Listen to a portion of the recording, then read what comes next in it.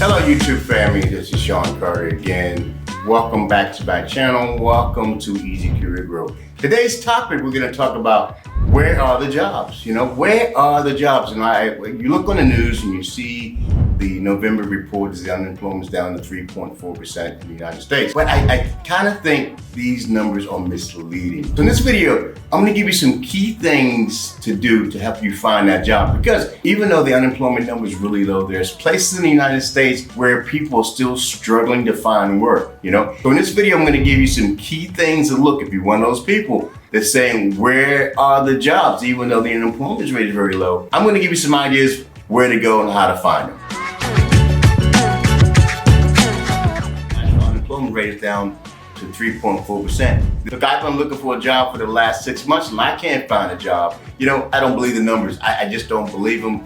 Historically they've been tracked. But for me, where I sit, my dinner table, my family, we're struggling to find work. Let me just give you a little background. I've been working with a client and the client came to me the other day and part of the conversation we had was job versus career. A job is a function that you do, whether you do it short-term or long-term, but it's a job. You treat it as a job. I go to work, I hit the time clock, I get the job done, I go home. And that's all it is, it's just a job. It's a holding place for me to get myself prepared to do something else. So I'm gonna do something else in the future. Just a job today. I need a job today. I gotta pay rent, I gotta put gas in my car. There's all these tangible things that everybody needs money, so you need to have a job. On the other side, there's a career. There's a long view approach where I'm gonna be doing this job, but I'm gonna progress up the ladder over the years. I'm gonna go back and get some more education. I'm gonna go back and get some more certification. I'm gonna keep pushing this because I really like doing this. I'm a welder, I'm a plumber, I'm an electrician. I love doing this job. I wanna get better and better and better. I want to be the best, I wanna be the fastest, I wanna be the smartest. Now you start talking about a career. I've been doing this for the last 15 years. I'm gonna do this for the next 20 years. I've invested time, energy, equipment in this technology. And I'm always learning, I'm always evolving, trying to get better. That's the difference between someone who just goes to work, does a job, and goes home, versus someone who's looking at a long-term approach. So most of the jobs that I see out there are jobs. A lot of them aren't looking at a career. They're looking at filling a hole. I need someone to do this for 6 months, out, right?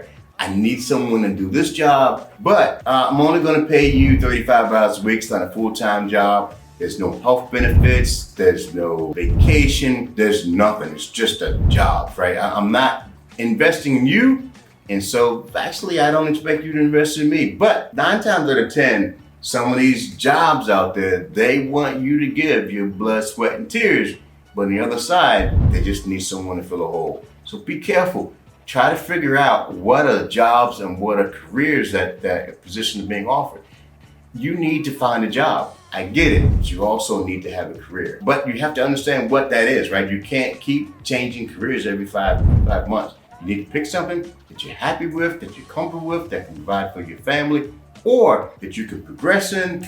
Pick it, do your research, and go for it. Let's talk about why aren't you finding these career jobs? What's the problem? It's a lot of things you should be looking at. Because, a lot of people say, hey, look, the unemployment rate's down to 3.4%. Everybody can find a job. I've sent out 1,000 resumes. I've applied to 1,000 jobs. I'm not getting any callbacks. If all these jobs are out there, how come I can't find one? Why is everybody else finding jobs? Well, if you look at it, it might be the jobs that you're applying to. Maybe that part of the market's already saturated with people. Maybe it's your CV. Maybe it's the area that you look at. Maybe, all the jobs are in Washington, D.C., and you're looking for jobs in Atlanta. So you might have to relocate. You might have to be flexible. You might have to, say, hey, look, jobs in Chicago, let me move to Chicago. Do I want to move to Chicago? No.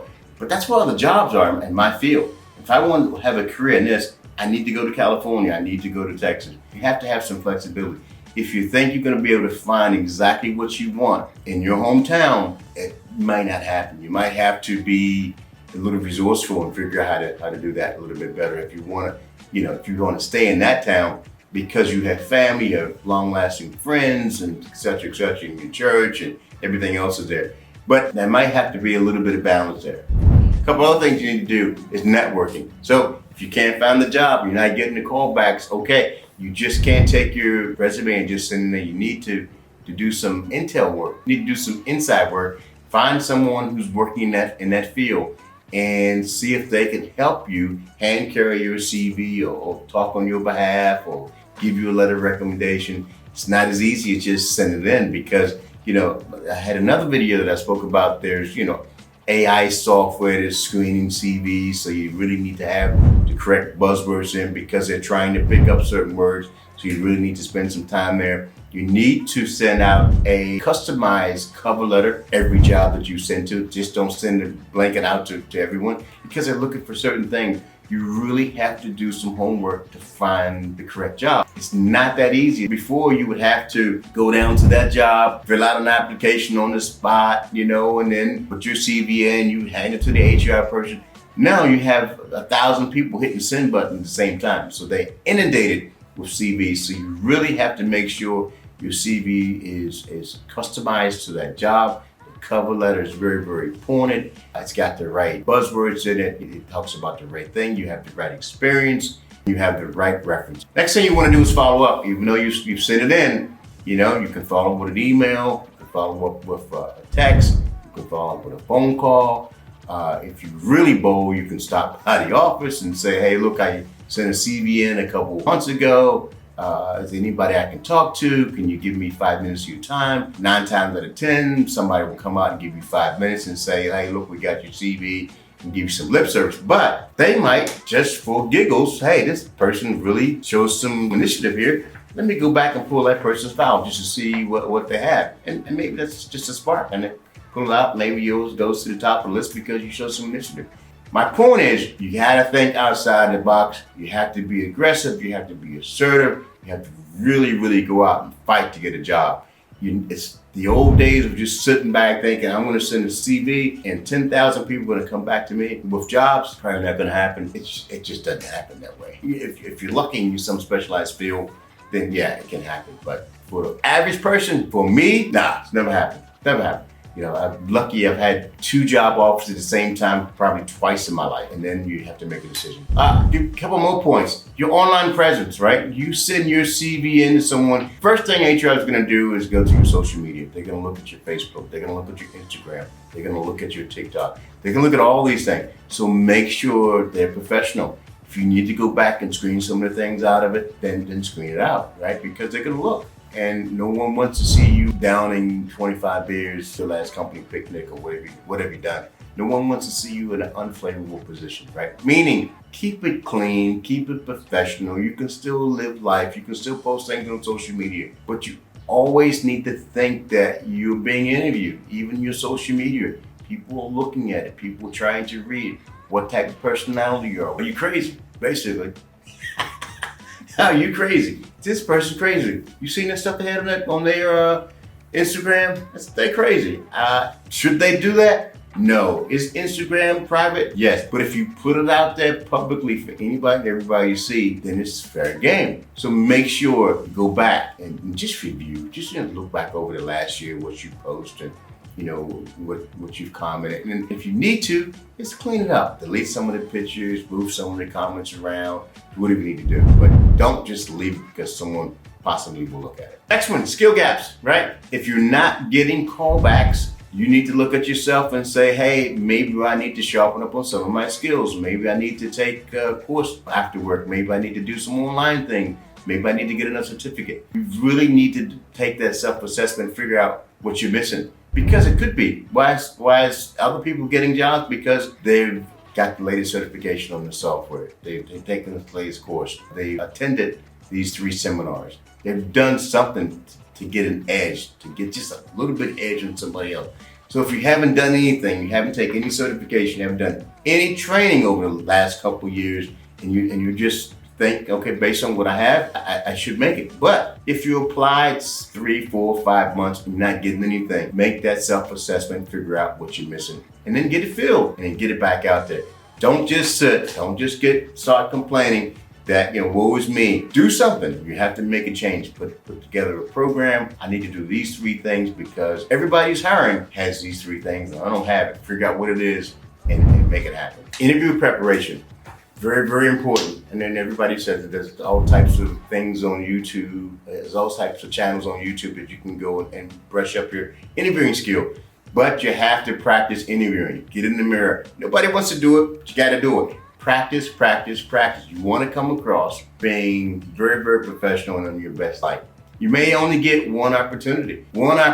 So you don't want to bomb it. You don't want to freeze up. You don't want to say the wrong thing. You want to be well familiar with on your CV, be able to defend it, talk about your education, talk about your highlights in your life, talk about your achievements. You get one shot at it. Maybe you walk in the door and you get 15, 20 minutes. Go talk about it. This is your opportunity to shine. So make sure you practice being in the interview before you show up at the office. Make sure you have your pitch and what you want to communicate down before you get there. Let me say one other thing, but there's some employers out there that I really think are taking the piss on people.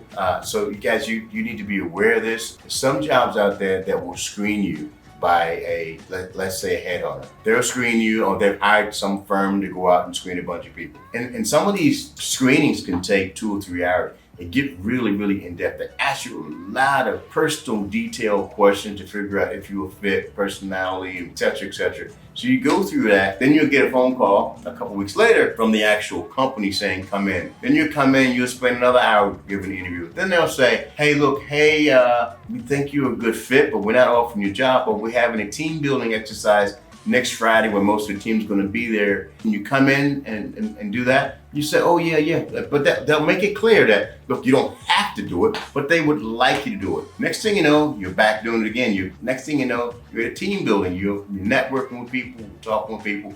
Great opportunity. And then a couple weeks later, they'll call you back in and say, we want you to meet with a couple other managers. Then they'll say, hey, we have another event on such and such day, we'd like you to come in. Guys, be careful here. Because next thing you know, you spent a week worth of vacation, a week worth of personal time off, going to job interviews. And at the end of the day, you might get nothing. Spend your time wisely. If it's a dream job and you know the outcome, if I can get into this job, I'm gonna make X number of dollars a year. It's great for my career and this is perfect. I've been trying. Yes, absolutely. Put in all the effort, time, and energy. But if you don't know, and they don't tell you up front, these are the jobs we're talking about. This is the salary we're talking about. Here's the benefits we're talking about. You don't talk about any of that stuff, and you've been there 4 or 5 times already, and no one's giving you any details, but you're just still being put through the grind trying to figure out if you're a fit. Be careful because you'll spend 3 or 4 months playing around with this thing, and in the day they'll say you didn't fit. That's exhausting, extremely exhausting. Right? And it picks you up, puts you in a position where you're trying to do anything and everything to win and you're not successful. And it also sends a message because they keep calling you back. They're interested in you, that they're gonna give you a job. At some point, you have to, count your chickens and say, hey, look, am I gonna have this job? Not gonna have this job because I've already missed 4 days from work. I've already taken off 4 days. Obviously, I'm interested. So where's you gonna be? Are you gonna give me the job or at what point in time are you gonna make a decision? Because I need to make a decision whether to move on. This is why you always got to have 2 or 3 irons in the fire at the same time. Don't put all your hopes on one job because it can be extremely, extremely demeaning. But you spent months trying to get this job, months interviewing, months going to team meetings, months networking, and they kind of let you down. Now, they haven't said you got the job. Man, the feeling is, they really like me. I'm going to get this job. So I've stopped looking everywhere else. I'm only focused on this right now. That could be, bomb. I'm not saying you shouldn't do it, but you really should think hard. In my opinion, you should go to a screening. You should go to a main interview. Then if you get shortlisted, you go to another interview, and then they should make a decision, right? And worst case scenario, you get called back if the manager is down to 2 people and they really don't know which person to pick, and you just need to give one more round. I get it, but they need to tell you, hey, look, it's between you and somebody else. We really want to bring you back in and just talk to you one more time. But that's clear. Now you know the target. Now you know where you are. Now go for it. Now go kill it. But if you don't get any of the information and they're just dragging you out, asking you to do stuff, can you write a paper? Can you tell us a little bit more about you? And you've given all this stuff. You spent hours talking to these people and nothing's happened.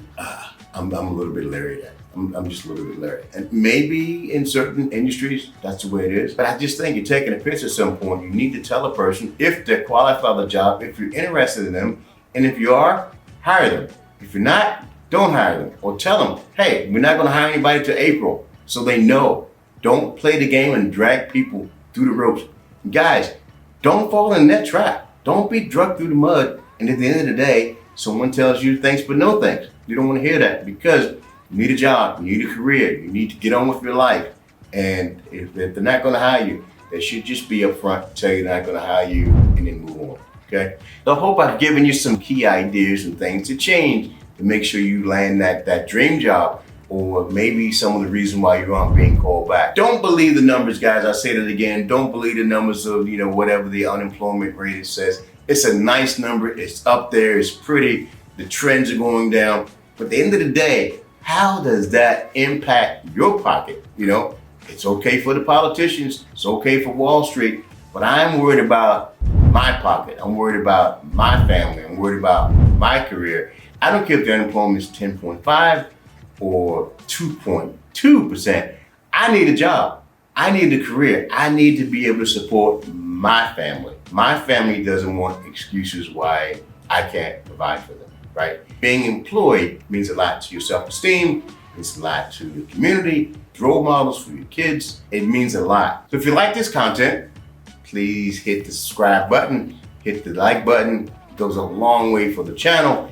I really, really enjoy putting out these videos. Please go over to my website and get a free 1-hour session. I would love to talk to you. I've helped a lot of people over the years and would like to help you too. Everything's not about money, guys. I'm not trying to boil the ocean and try to get rich. I'm just trying to have some fun, help some people, enjoy my life the same as I want you to enjoy your life. So if I have some firsthand knowledge and experiences that I've gained over the years, I'm willing to share it with anyone and everyone. That's what it's about. I want everyone who's watching this channel to succeed. And so if you have any questions, any comments, any videos you'd like me to talk about, put them down, send them to me either publicly or privately. I'd love to hear from you. So thanks a lot. Really appreciate your time. Talk to you later. See you in the next one. All right, bye-bye.